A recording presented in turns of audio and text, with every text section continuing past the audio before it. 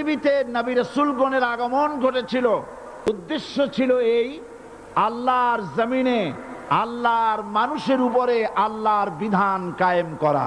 এটাই ছিল নবীদের আগমনের উদ্দেশ্য।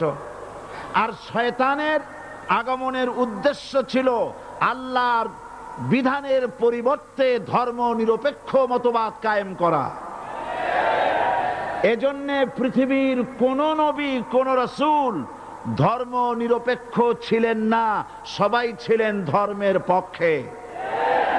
রাসূলুল্লাহর অসংখ্য সাহাবীদের মধ্যে একজন সাহাবীও ধর্মের ব্যাপারে নিরপেক্ষ ছিলেন না। গোটা বিশ্বের সমস্ত মুহাদ্দিস, মুফাসসির এবং বড় বড় ওলামা, পীর বুজুর্গ, এমন একজন লোক পাওয়া যাবে না যিনি ধর্মনিরপেক্ষ মতবাদের অনুসারী ছিলেন।